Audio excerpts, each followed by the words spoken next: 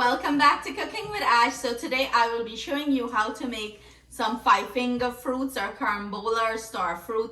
You know, we have a ton here, and before they go bad, we're gonna make some fruits and preserve it for our black cake for next year. So if you have, star fruit in your yard or carambola, use it up. Do not throw it away. Big shout out to Auntie Davika. Thank you so much for hooking us up with all this delicious star fruit. They were so sweet. We also have some golden apple. So let's prepare the star fruit and make some delicious fruits for next and year. get into this recipe. I want to give big mad love shout out to Auntie Diane and Grandma Pamela, who's always watching the channel, showing us mad love. Thank you so much. I greatly appreciate you guys.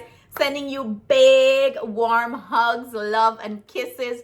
Thank you for all your support. So there, let's jump right into this recipe that you guys all been waiting for. So this is our fruits. This is what it's looking like. Our star fruit. Oh God, if it's not juicy and then big and nice.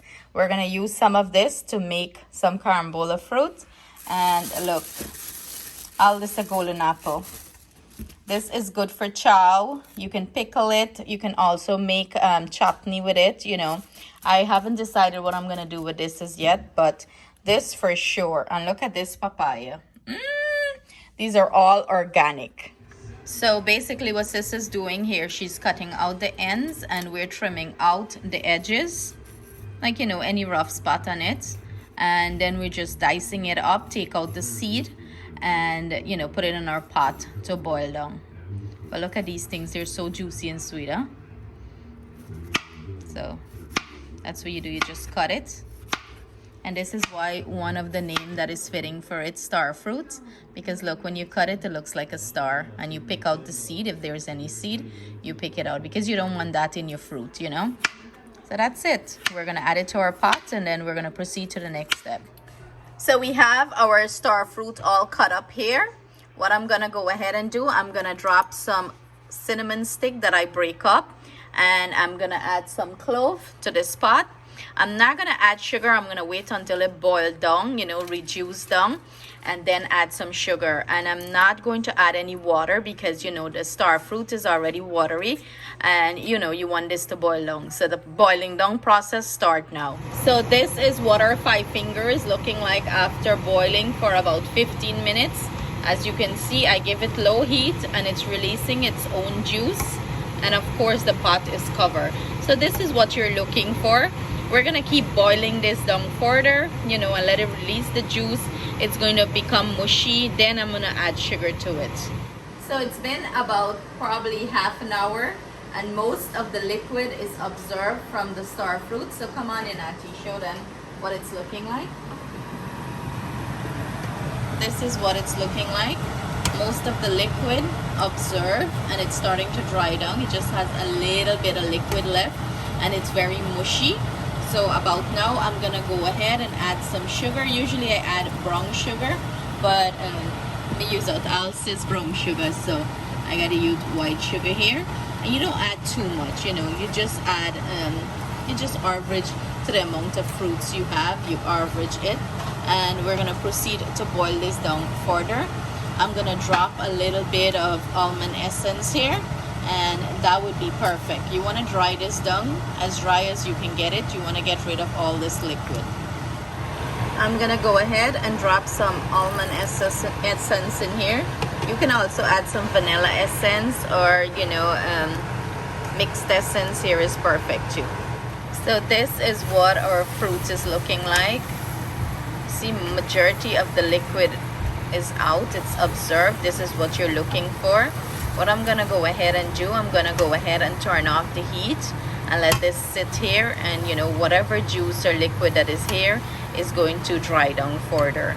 But this is what it's looking like, and this have to puree and we have to soak it as well with some wine and rum. But this is the consistency you're looking for. Majority of the liquid is absorbed.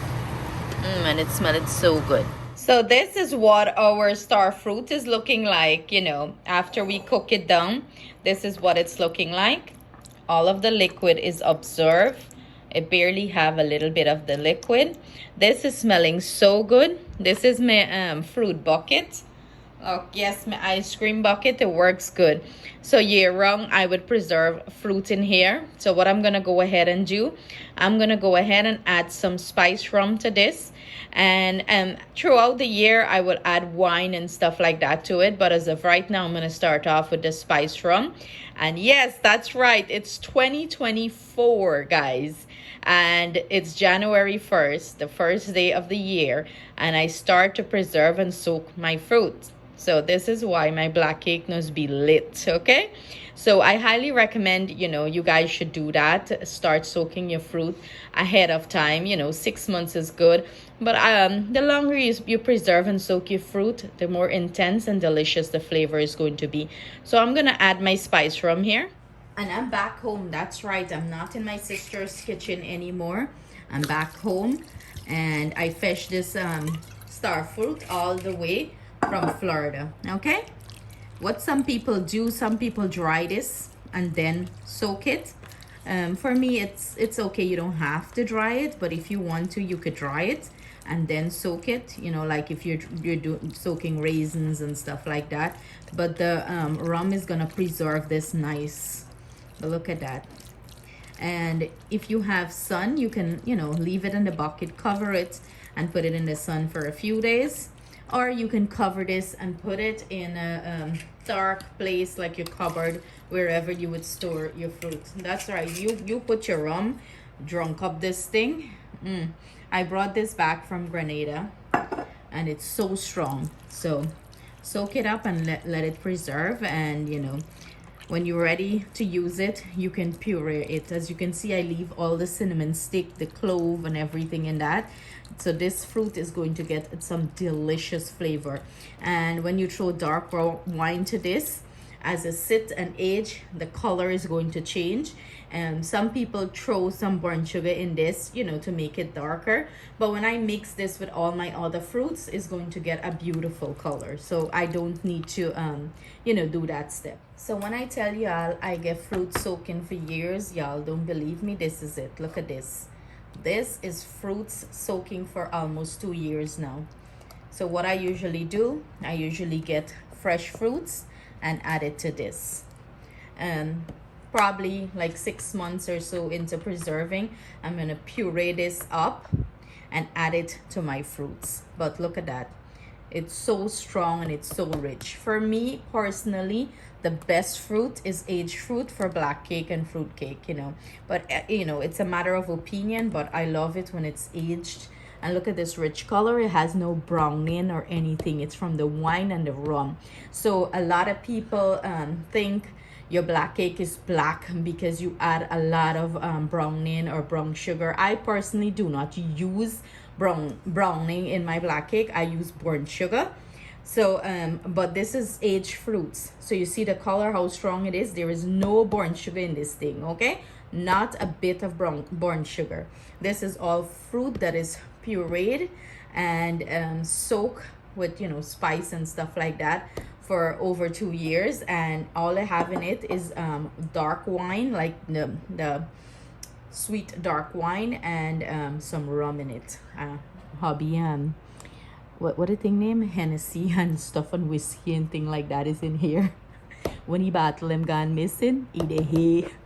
So what I'm gonna go ahead and do, I'm gonna cover this up and soak it, and see you guys at the ending of the year when we're gonna make our black cake. So I hope you enjoy this simple step on how to prepare carambola star fruit to make fruits, and you give it a try. Sending you guys our gratitude, our thanks, love, and see you guys soon with another delicious recipe.